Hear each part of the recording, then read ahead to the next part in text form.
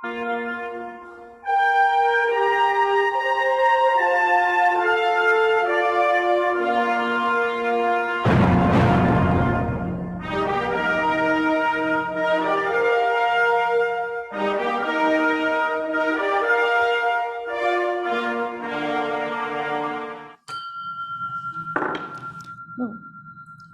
it down made more noise than the bell.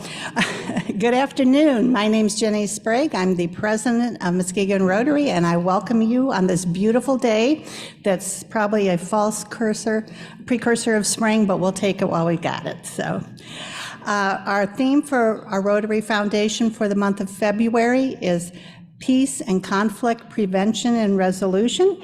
Our program today will be presented by Call 211. We'll begin with the Pledge of Allegiance, and we will follow with a reflection by Karen Bowie, and we'll recite the four-way test at the end of the meeting. I pledge allegiance to the flag of the United States of America and to the republic for which it stands, one nation, under God, indivisible, with liberty and justice for all. Karen, there you are. Thank you.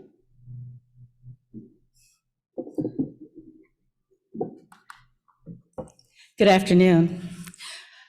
As I had an opportunity to, in my own personal reflection time, I found this, and I said I really wanted to share it with my Rotary sisters and brothers, and it's called Words to Live By. Life isn't fair, but it's still good. Your job won't take care of you when you're sick, but your friends and your parents and your families stay in touch. You don't have to win every argument. Agree to disagree. Make peace with your past so it won't screw up your present. Don't compare your life to others. You have no idea what their journey is all about.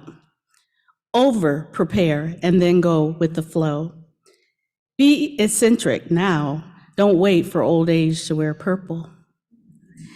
Frame every so-called disaster with these words. In 5 years, will this even matter? What other people think of you is none of your business. Your children only get one childhood. If we threw our problems in a pile and saw everyone else's, we'd grab ours back. Envy is a waste of time. You already have all you need. No matter how you feel, get up, dress up, and show up. Life isn't tied with a bow, but it's still a gift.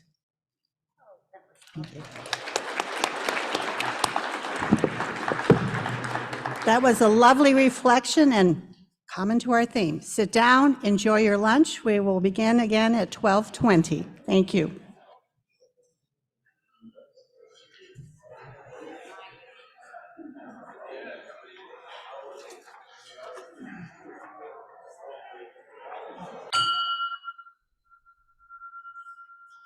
That time I heard it. I hope you enjoyed your lunch. As I said, our theme for February is peace and conflict resolution. And I have prepared some PowerPoint with some famous, I hope they're famous, quotes on conflict resolution, or excuse me, on peace. Peace comes from within. Do not seek it without. That's Buddha.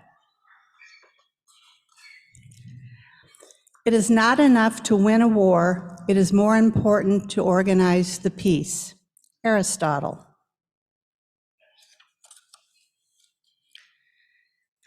Peace is liberty in tranquility.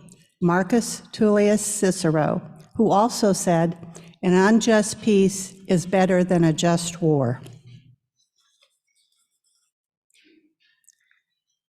Benjamin Franklin said, there was never a good war or a bad peace.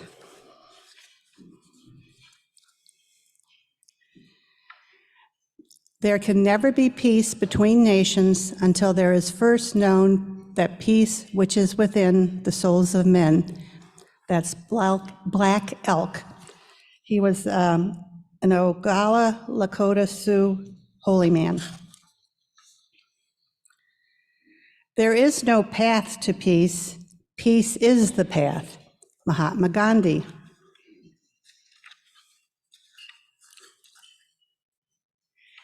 Peace cannot be kept by force. It can only be achieved by understanding. Albert Einstein. I do not want the peace that passeth understanding. I want the understanding that bringeth peace. Helen Keller.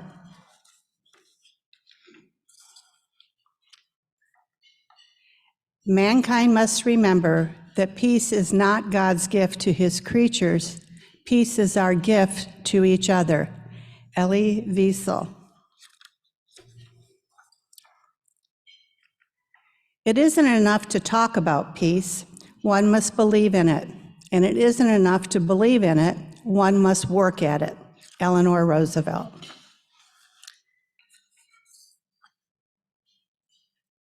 And finally, if you want peace, you don't talk to your friends, you talk to your enemies. Desmond Tutu. So I hope you have some inspiration for your day. And I now invite our Rotary members to bring up their guests, and any visiting Rotarians also please come forward. Emily is here with microphone in hand to help you.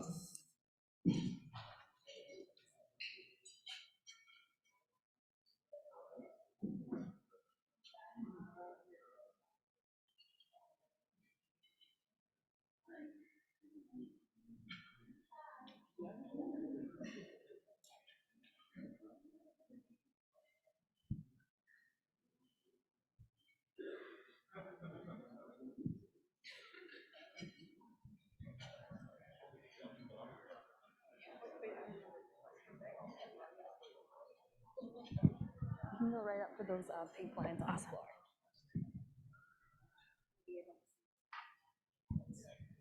Good afternoon, everyone. I'm Courtney Perrott with Community Choice Credit Union, and my guest today is Kevin Kohlhoff.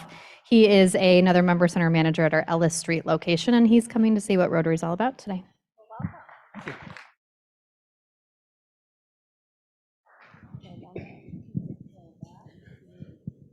Hello, everyone. My name is Rob Matthew from City Boy Corporation. Here I have Ken Ferrier from Flex Realty. Home Flex Realty, the owner and CEO.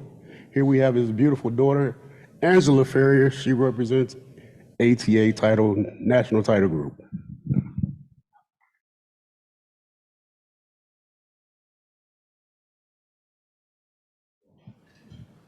Right in front of the camera.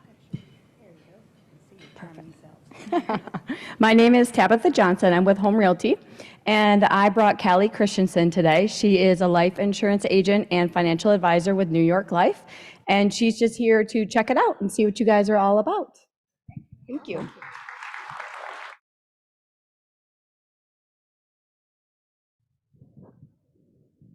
Right here. Hi, everyone. John Noling. I want you to meet Michelle Hanley. She flew in from Denver, sunny Denver, to visit her dad, Mort Cantor. Please welcome Michelle.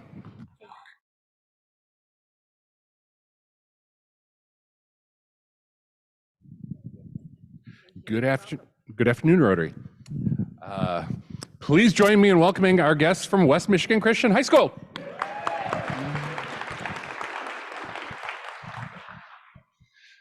That was just enough louder than what you did for Muskegon Catholic last week, so thank you for that. All right, to introduce two of the seniors is Josh Skolma. He is the counselor at the high school. We brought with us two of our best and brightest, and they both have award-winning smiles, and I'll let them say a little bit more about themselves. As they said, we're from Western Michigan Christian. I'm Eli Malik, and I've played soccer and basketball for 4 years at WMC. I also won 2 state championships at WMC for soccer, and I'm planning on studying investment advising at either Liberty University or Calvin University.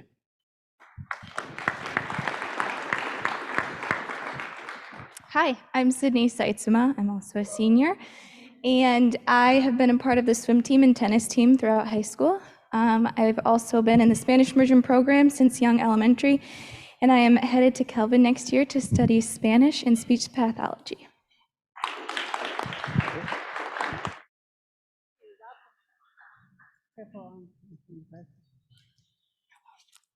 Well, welcome to all our guests. We hope you have an enjoyable afternoon with us. We're very happy to have you here. We're ready for our program, and Lisa Tyler will introduce our speakers for today's program. I'm going to let you do the honors. I'm not going to even say it. Good afternoon. I am beyond delighted to be able to introduce today's program. I have the privilege of serving as the vice chair of the board of directors. I guess we're not advisory board. I don't know. We've got a couple different boards. I'm the vice chair of the board for Call 211. And we're going to change things up in the way I do this intro. I will stick to my 2 minutes, Mr. Vogus. I'm going to be real short about introducing our fabulous speakers and give you a little history about Call 211, because many of us, hopefully most of us, know it, but may not know the history. So as happens in a lot of communities, the growth of 211 in West Michigan really started as a grassroots effort. And instead of focusing on a call center at first, they really focused on using the internet resources that were exploding at that time. So I'm going to condense the timeline a little bit. In March of '99, a group that called itself the Community Database Committee began to explore the possibilities of getting an integrated online database for all the health and human service resources available in Muskegon County. They focused primarily on the website, but the intent was always to have a 24-hour call center to help people who didn't have web access. Some of those committee members are many organizations represented at Rotary, the United Way, Muskegon Community Foundation, Hackley Public Library, Community Mental Health, now Health West, Public Health, Department of Human Services, MAISD, the Community Health Project, the Children's Coordinating Council, which is now the Community Coordinating Council, and Senior Resources, my employer. Many organizations in the community had independent but duplicative databases, so that committee wanted to consolidate the efforts to have one community centralized database. In December of 2000, the group awarded a role of system manager to Senior Resources. Things really started happening in 2001 when the group was incorporated, known as the iHelp Board. They launched the website in July of 2002. They started having 24/7 availability and interpreters, became AIRS certified, which is a really big national examination process. And then they became a wholly owned subsidiary of Senior Resources, started their website. Officially in 2005, started using the 211 dialing code, expanded to serve about 18 counties in Northwest Michigan, and Ottawa 211, which had been separated, approached them to merge into a single call center.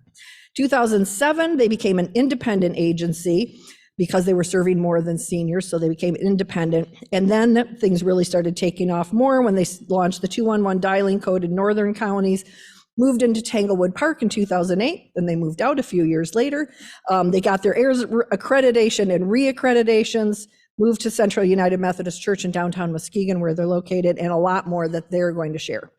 Our presenters are Sarah Johnson, who's been with Call for 17 years. She started as a baby, and the executive director and fellow Rotarian Stacy Gomez, who next month celebrates 22 years with Call. This agency, if you don't know about it, shame on you, you should. And you will by the end of the day. There's lots of materials around. It is a tremendous resource. And so I will introduce my friends, Stacy and Sarah.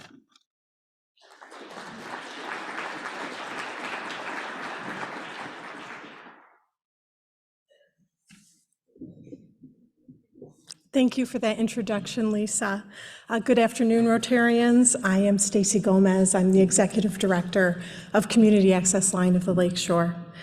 Much of the work that our agency does is quiet. It's quiet, but it's vital, it's important, and it is meaningful to all of the individuals that we talk with, and meaningful in the data that we capture and that we share with the community. And Sarah and I are really glad to be here and to share with you a little bit more about our agency and exactly what we do. First slide. First slide, please. Oh, sure.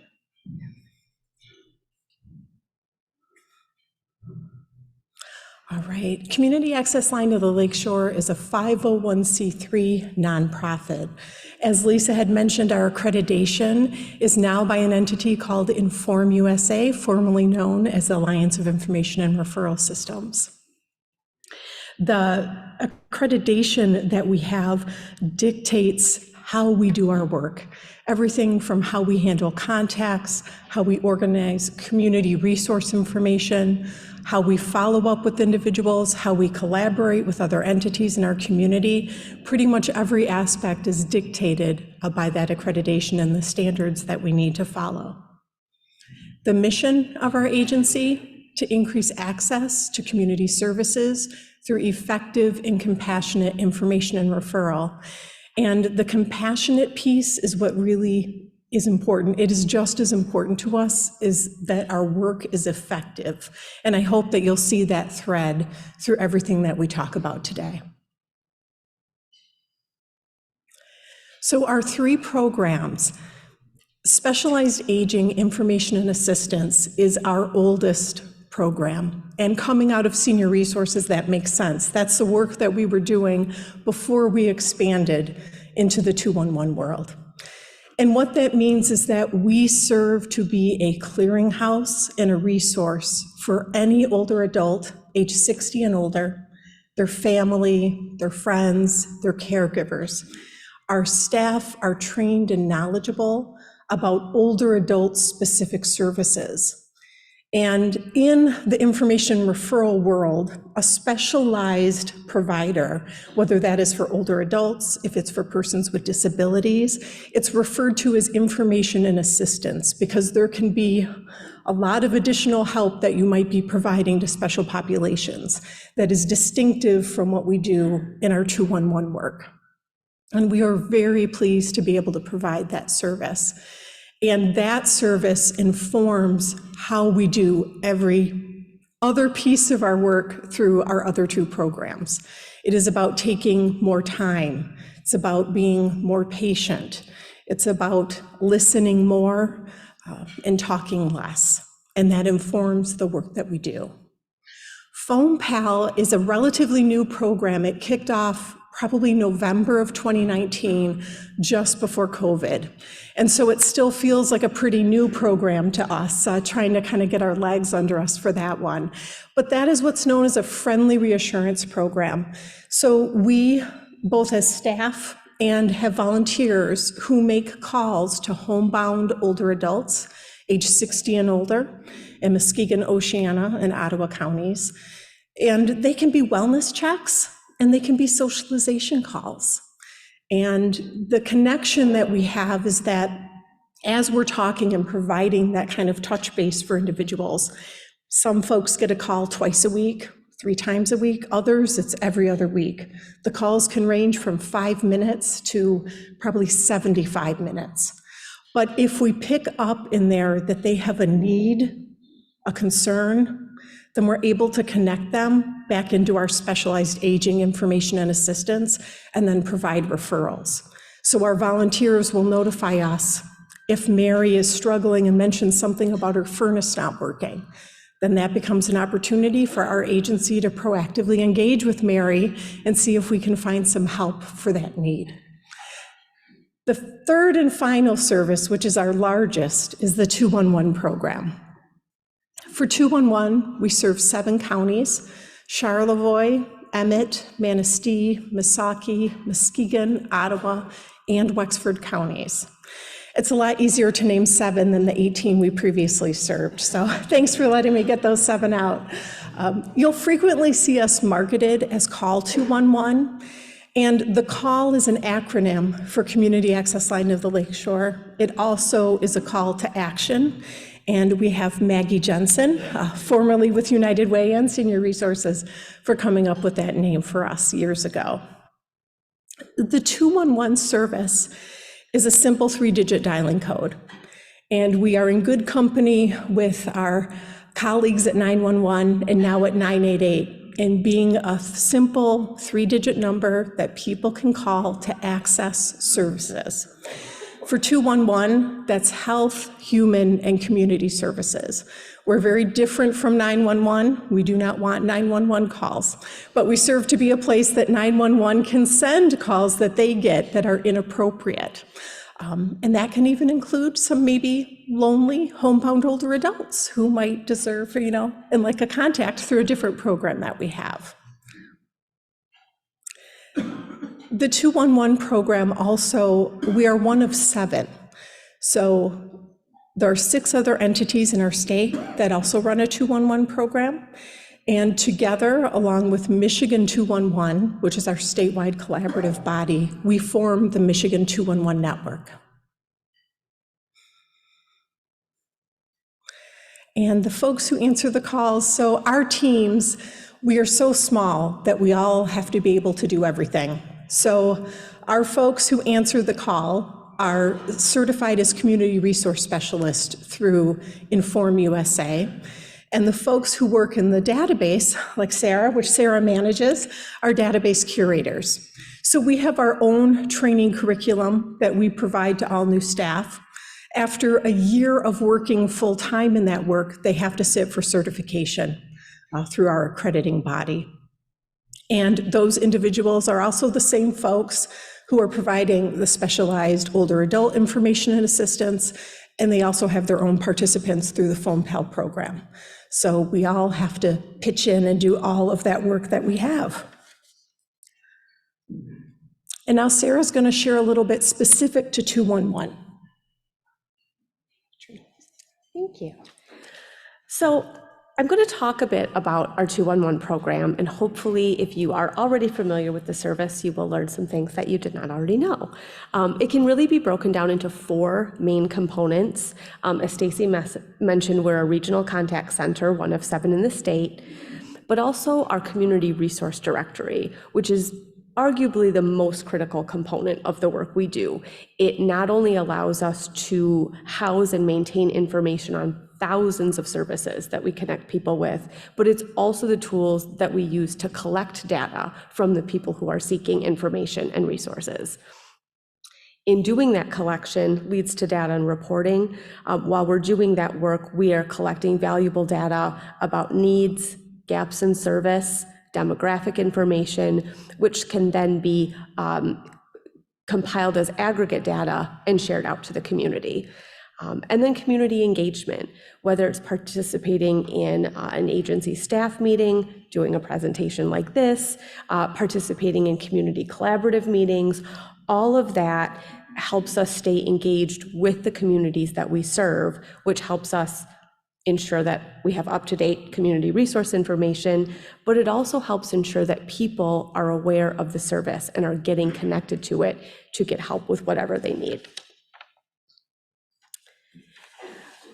There are a variety of ways that people can connect with the 211 service: phone, chat, text, email, and our whole resource directory is also searchable on our website. So for people who are interested in self-serving, they can look up services and information there. But with the exception of self-serving online, any method that a person chooses to connect with us, they will be connected with one of our staff who are compassionate, highly trained, and have time to listen and help someone figure out what their needs are, find and offer available resources, screen them for eligibility to make sure the resource that we're sharing is compatible with their situation, and problem solve. We do a lot of problem solving, helping people explore their natural support systems, figure out the steps they're going to take. We document their needs, and we also document when their request can't be met. Maybe there's not a resource that meets their need. Maybe there is a resource, but they are not eligible for it. And we advocate when it's needed. Which brings us to the resource directory, or as internally we often call it, the resource database. To do the work that I just mentioned, we use specialized software designed for information and referral. So it is designed to house all this resource information, which then our staff are retrieving relative to the caller's zip code or their age or all of these specifications. But it's also searchable online. and it also can communicate with other platforms. So for anyone who's familiar with the Michigan Department of Health and Human Services My Bridges portal, where people can apply for state benefits, there's now an Explore Resources section for people to explore resources outside of state benefits, and that pulls in the 211 database. And so people in that portal can then see those other community resources. We also use this software to gather the important data that I talked about. On your tables, you'll find we brought our first quarter of this fiscal year report.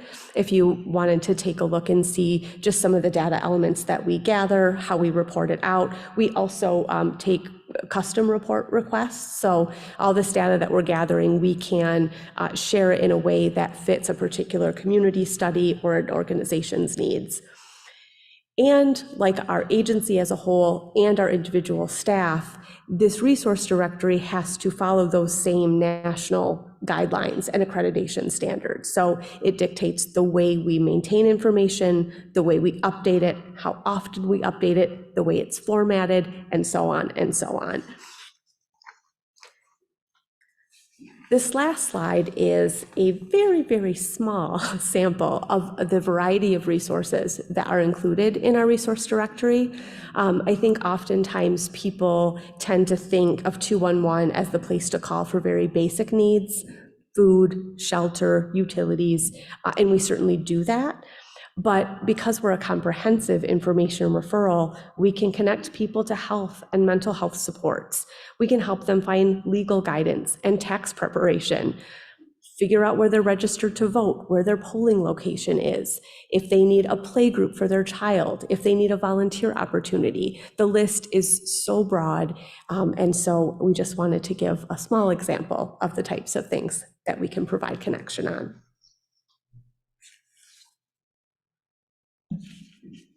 So even though we have been the 211 provider for 19 years in Muskegon County, we thought it would be really important to talk about what those specific benefits are. And first, kind of probably the first three are really components of any information and referral. There are things with our accreditation and as an information and referral provider that we have to adhere to. It has to be free. The service cannot cost anyone anything. It has to remain confidential. It also has to be objective, which I realize I forgot to put on this list, but that's also a really big component, especially when we're doing aging information and assistance. If someone is maybe looking for a home care agency, for example, and we're providing information on that, our referrals have to be objective. We cannot pick and choose who we refer individuals to for services. We offer the service, it is multilingual. We use a language line so that anyone can contact us in whatever language they choose to speak and receive the referrals or any information we're providing back in that language. And we have used that interpreter service for over 20 years before we actually had our accreditation. So it has been a phenomenal support for us. The 211 program is available 24 hours, 7 days a week. We do contract with an after-hours provider who is another accredited 211 partner in the state out of Kalamazoo to answer calls for us overnight and on the weekends. As I said earlier, it's an easy to remember 3-digit number. You do not have to remember the phone numbers for every food pantry in Muskegon County. You can call 211. That's what we exist to be and do. Sarah shared the accurate information in the community resources. I can't convey strongly enough how important that information is. 211 at its best is a reflection of what is available in our community, and that is a partnership with every agency, with every public entity, anyone who provides services to residents in our county. We need your partnership so that we have your information, and in turn, as we talk with residents who need your help, we can get them to you. We are just a conduit. We're an access point. In our job, we don't keep people, except for our Phone Pal program. We don't keep people. Our job is to get them where they need to go and connect with those of you who provide services.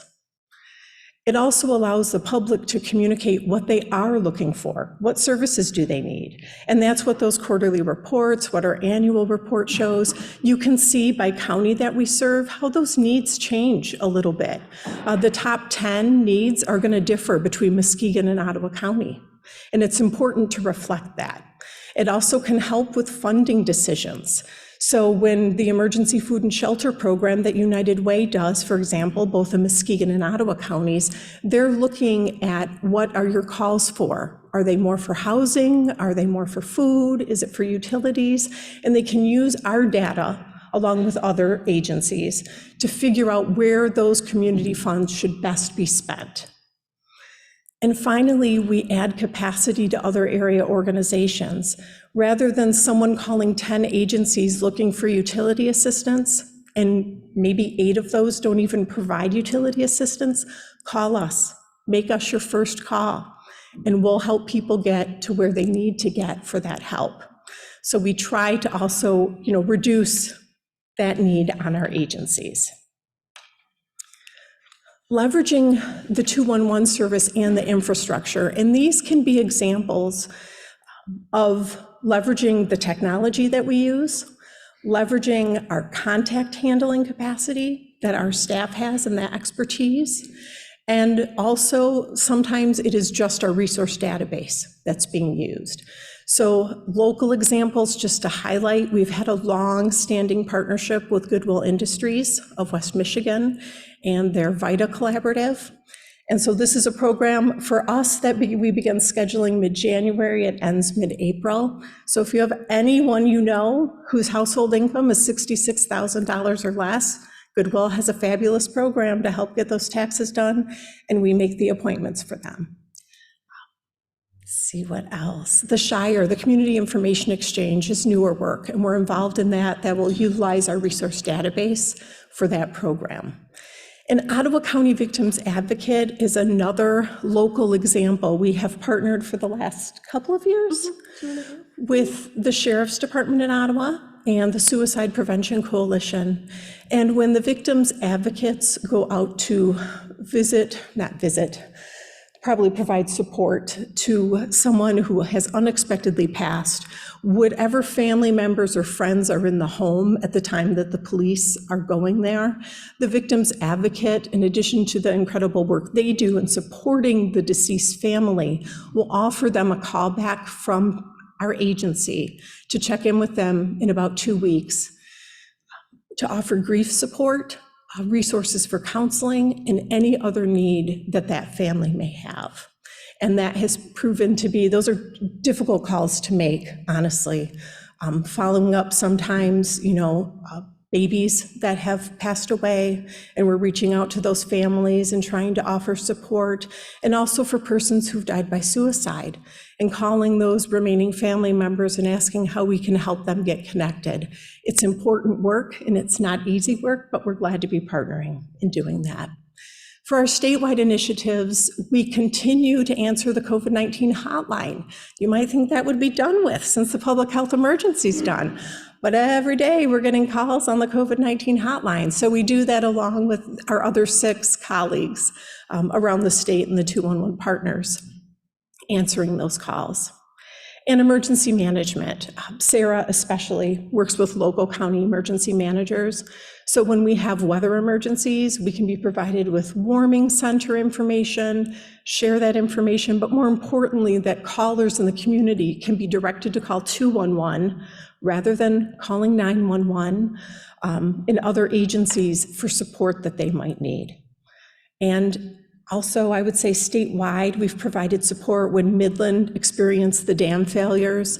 We had staff that helped answer their calls for that disaster.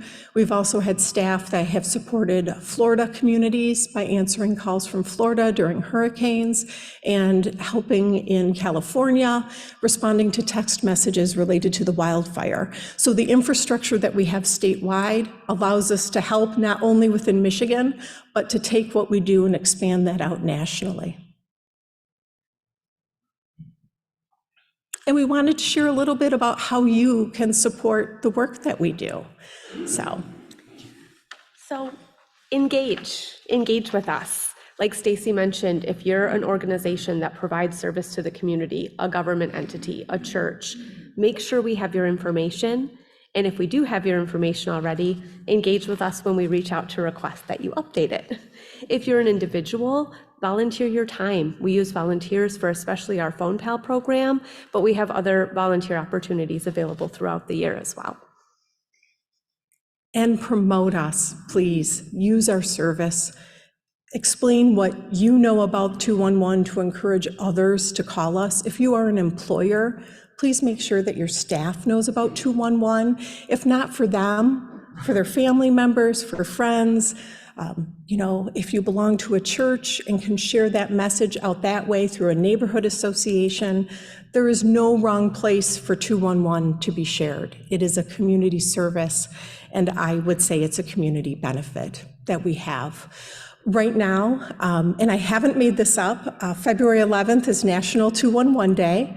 So every year, 211, we celebrate National 211 Day. So we have had in social media since February 1, our marketing manager has been putting messages out on social media. We work with other 211 programs in the country to have a really unified message on our socials. So if that is your thing, if you will go on, take a look at those, share those, follow us. We try to have several postings a week. And if you can help us spread the message about what we do and how we serve, we would appreciate it. Come visit us. We really like visitors. We really appreciate when people can take a little bit of time, schedule a time to come see how we do the work of INR. And I might be biased because it's the work that I do, but it is interesting to be able to show people how, as on the user end, a person using 211, it's very easy and very seamless. Behind the scenes, it's very complex. And I think it really opens a lot of people's eyes when we're able to kind of share how that whole system and service works. So come visit us and we'll show you. And partner and collaborate with us. If you invite us to the table for a new initiative, an idea, we will come and we will participate. This one's easy. Donate. And the last one is that we have a membership agency. And so agencies who do participate make an annual donation and then are allowed a seat on our board of directors. We are very much interested in expanding that. Our program for 211 started with very wide participation, both nonprofit, public, and for-profit. And we could certainly use more businesses to join our work. And thank you so much. Thank you. Questions? Of course, in the back of the room.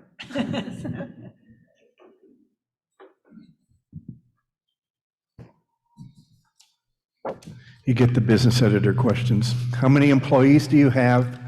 What is your revenue base and how large is that operating budget? So I don't have the last one memorized, but I am prepared for the employee one. So we have 6 full-time employees and 3 part-time, which equates to just 7.3 FTE, including me and Sarah. Okay. I think everybody's probably noticed in the news lately how Muskegon has officially been recognized as one of the top communities in the state of Michigan. And that rating comes with a lot of things, not just buildings and developments. I served as chair of United Way about 20 years ago, and Christine Robert really was the person that helped bring 211 here, and Christine is here. I think we may have been the first 211 in the state of Michigan. I don't know if you're aware of how all that started, but maybe Christine would like to comment on that. And it was a struggle, and I remember, if I remember right, there was talk of putting 211 in the United Way building. It wasn't easy to get it started because of the financing. But this is just another piece of why Muskegon is where it is today. It isn't all about new buildings and bringing businesses here. It's about supporting our community.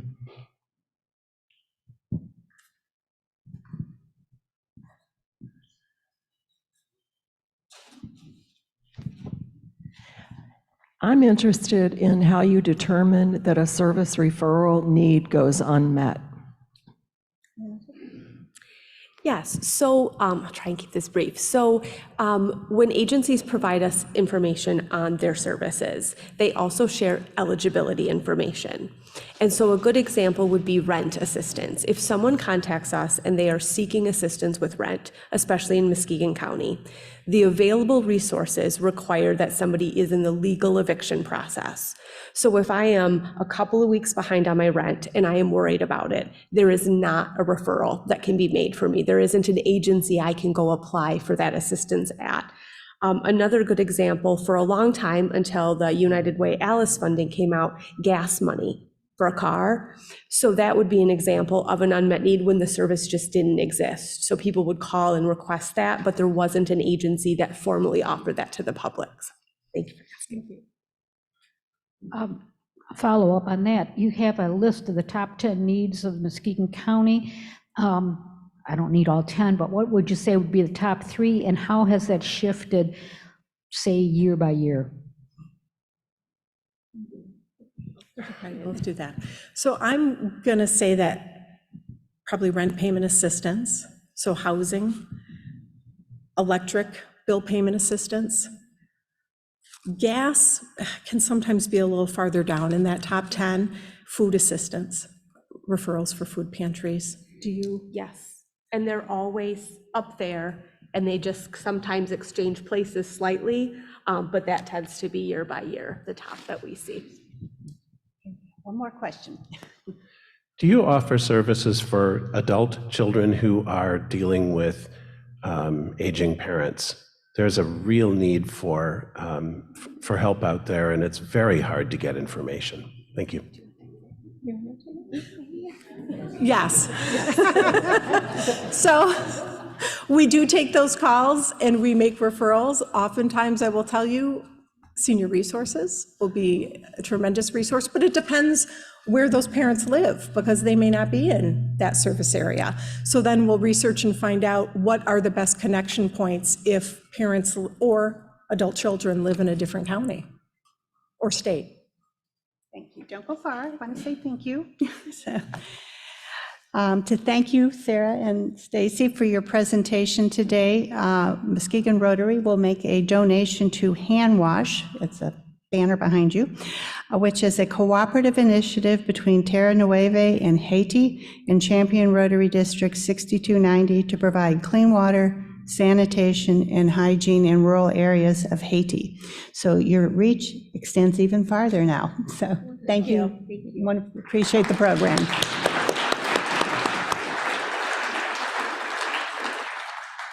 It is birthday time. Now, if you've been following the last couple of weeks, we're doing a slow progression to more birthdays. We started out with 1, then we had 2 last week, and now we're all the way up to 3. So we have Marla Schneider on February 8th, Ethan Lohman on February 10th, and Christine Robert on February 13th. So thank you all. We appreciate that you were born during this week. Don't forget to make your gift to the Caring Connection. Thank you. We're ready for our spotlight video of the week, and Mike is going to share this with us in a moment. I am Kelly DeVos. I work for Shelby State Bank. I am the co-chair of the Peace Builders Committee, a member of the DEI Committee, and a member of the SREG, which is Environmental Sustainability Rotary Action Group. I've been working for Shelby State Bank for 17 years and in banking for a total of 28 years. I have a total of 11 kids. 4 of them are spouses, 3 of them are step, and they have given me 5 wonderful grandchildren. I'm extremely proud of my oldest son. He is a corporal in the Army, and my youngest son is a lance corporal in the Marines. So being part of the Peace Builder Committee and DEI, that is something that we are very conscious of. And one of the aspects is we are trying to get the Braver Angels in to help facilitate talking between all walks of life that maybe you don't agree with, and how to respectfully agree to disagree. I've always taught my children to do service before self before I realized that was a natural aspect of Rotary. I truly believe that we are only stewards of our community and the environment, and that we should keep it and make it better than the way that we've found it. We should make sure that we do the most that we can to keep our community a safer place for our children and our grandchildren.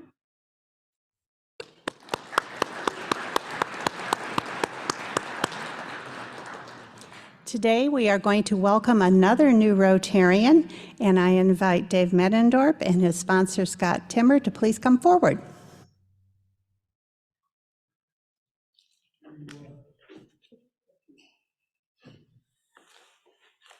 Yes,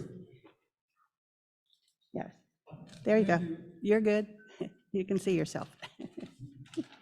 So please tell us about Mr. Medendorp. I'm very pleased to introduce my friend Dave Medendorp to the club. Dave and I have been friends for over 30 years. Dave grew up in Muskegon and Grand Haven. He went to West Michigan Christian School and then attended high school at Grand Haven High School. He did coursework at Muskegon Community College, Muskegon Business College in Davenport. Dave's a real estate broker, and he holds a Graduate Realtor Institute, GRI designation, which only 15% of realtors have. Dave started selling real estate in 1987. He worked under Elmo Hahn, who was a Rotarian at Hahn Coldwell Banker, and he's been selling real estate in West Michigan ever since. Now, for a number of years, Dave has owned his own firm as a broker. It's called Medendorp Real Estate Group. He has a CCIM, Certified Commercial Investment Member designation, which is for commercial brokers and requires completing advanced coursework and having extensive experience in commercial real estate. This is kind of an amazing fact, but Dave has sold over 1,500 houses in Muskegon County and Ottawa County, and over 500 commercial investment properties in the 36 years he's been selling real estate. Dave married his wife Erin in 2002. He has 4 children who range in ages from 16 to 33. Dave lives in Lakeside in one of the large houses overlooking Muskegon Lake on the south side of the lake. It's an old Victorian house, the LeBoeuf home. It's got kind of a historic background, and Dave restored it. It overlooks the Sappi property in Muskegon Lake. Dave and his wife Erin recently bought a cottage near Crystal Mountain, and Dave spends his free time golfing, skiing, and a lot of time now remodeling the cottage. Dave's a deeply spiritual person. He's also very dedicated to the community. He been active in JCs and Kiwanis, and he also makes a point of hiring entry-level people to do entry-level jobs, young people, in order to give them a head start.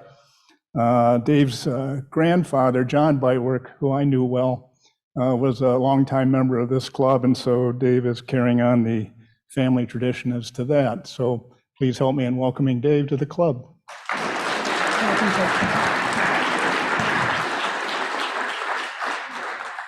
Thank you. Fellow Rotarians and honored guests, on behalf of the Rotary Club of Muskegon, it is my privilege to induct a new member today. David Medendorp, you have been chosen for membership in the Rotary Club of Muskegon because your fellow members believe you to be a worthy representative of your profession and that you possess the qualities that will help you exemplify the true spirit of Rotary in your public, business, social, and private life.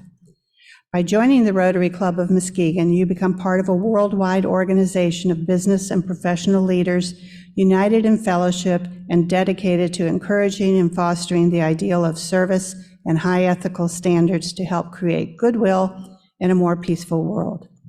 Because you are a member of the Rotary Club of Muskegon, you will be welcome to join the fellowship of any Rotary Club worldwide. Membership in Rotary is an honor and a privilege. With this privilege, there are obligations. The Muskegon Rotary Club asks that you attend the club's meetings regularly, perform your share of club service, and use your knowledge and talents to help Muskegon Rotary carry the principles of Rotary into the daily life of our community. Do you accept these obligations of memberships? I do. Thank you. Okay, start with the pen, but I'm going to give you everything now. Are you going to, no, you get to hand these off. There we go. Okay. On behalf of the Rotary Club of Muskegon, I'm pleased to ask Scott Timmer, your sponsor, to give you this Rotary pin so your fellow Rotarians in the community will recognize you as a Rotarian. Please wear your pin with pride. We also ask Scott to present you with a plaque displaying the ideals of Rotary, a copy of the four-way test, and a member directory. Finally, I have a challenge for you. My challenge is for you to share the gift given to you by your sponsor, Scott. And I ask that you invite another person of good character and commitment to Rotary's motto of service above self to join our club within the next 6 months. By sponsoring a new member, you will share the honor of becoming a Rotarian. Do you accept this challenge? Yes, a little bit more hesitant, but he said yes. Muskegon Rotarians and guests, please rise.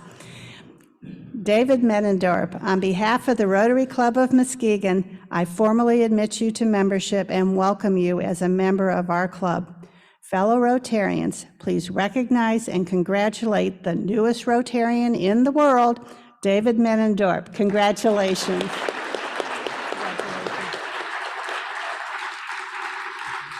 Thank you, gentlemen. You can now relax.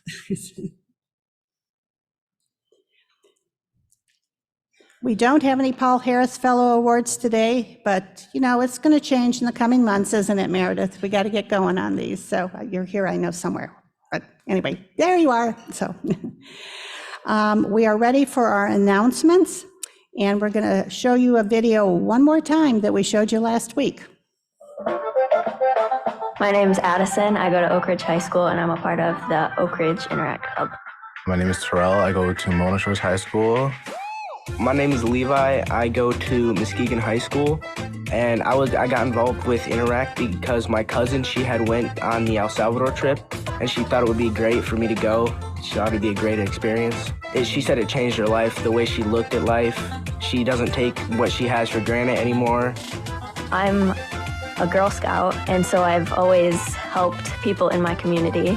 I'm going to El Salvador, and I'm really just looking forward to helping the people there. Just making a difference in the world is always what I wanted to do. I'm a little nervous about traveling that far with people I've never met before, but I'm excited to make new friends. I'm hoping to just be a better person, help my community, not take anything for granted, and I'm hoping to go on this trip more than once. I think it will help me realize what people in other countries that maybe don't have what we have. Just knowing that I get to help someone else makes me feel like a better person.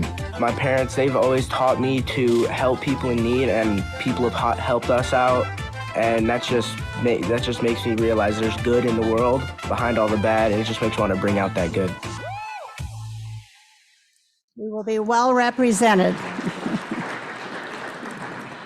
So for our announcements, we will return to our regular space at the Delta next week. And following up on that nice video, the chili cook-off is next Tuesday, February 13th at the First Lutheran Church, 1206 Whitehall Road in North Muskegon. It runs from 5:30 to 7:30 p.m. And on behalf of the Chili Cook-Off Committee, thank you to the 23 cooks and 15 sponsors supporting this fundraiser for supplies for El Salvador and the Honduras service trips. We have 3 Muskegon Rotarians and 7 area Interact students going on these trips, and you can help support them too. Tickets are $15 if you wait till you go to the door, but you can get your tickets today for $10 after our meeting. I think they're set up right over there or maybe out in the hall, but find them and buy a ticket. There are QR codes on the flyers on your table, but sometimes those can frustrate some of us, but we want your support. Your donations in any amount will help build decent homes in El Salvador and a school library in Honduras. Thank you for all your support for Rotarians and Interact students working together to make good things happen in the world. The Muskegon High School Interact Club wants me to remind you that they are hosting a blood drive on February 21st. It's in the high school cafeteria. If you go to the RIM, you'll see the details about this, and there's a link to sign up. And you can give money, you can make donations, and you can give blood. All these things are possible, so keep that in mind.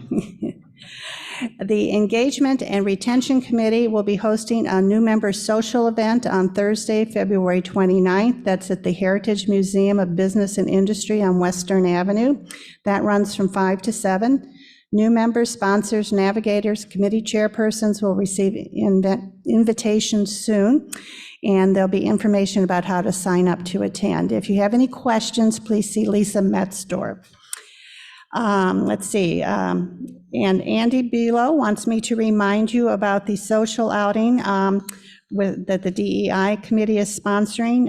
It's a chance to see the Muskegon Civic Theater production of Crowns, Kinks, and Curls. That's on Sunday, February 18th. It'll be in the Beardsley Theater. There's a block of tickets on hold, but you gotta buy your ticket. You go over to the box office after the meeting and buy a ticket there. And I think I've got everything. The Braver Angels workshop. All these things will be in your RIM, so read your RIM. So, thank you. And now what you've all been waiting for, the raffle. So, are we ready? Mary Beth, what's first?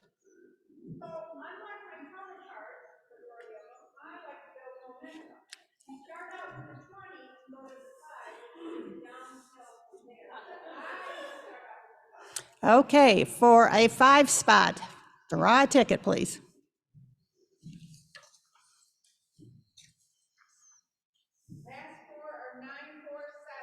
Nine, 4, 7.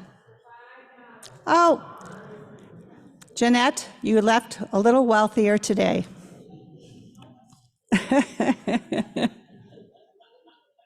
Is this $10, I assume? 897. Oh, there. Mr. Taylor is $10. You can buy a chili cook-off ticket. You know, easy come, easy go.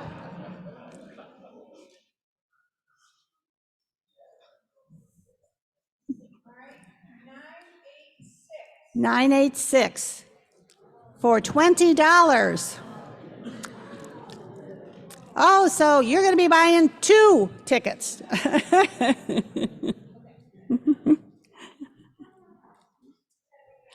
Okay, well, thank you all. We appreciate your purchase. Your tickets help support the Polio Plus Fund. Next week's program will be by Carl Wilkins. He's going to present a program on the restorative pathways lessons from Rwanda. And so that will be a very interesting program, so plan to attend. So with no further business, if you would all rise, we'll recite the 4-way test. Of the things we think, say, or do, is it the truth? Is it fair to all concerned? Will it build goodwill and better friendships? Will it be beneficial to all concerned? Have a good week. Create some hope in the world. We are adjourned.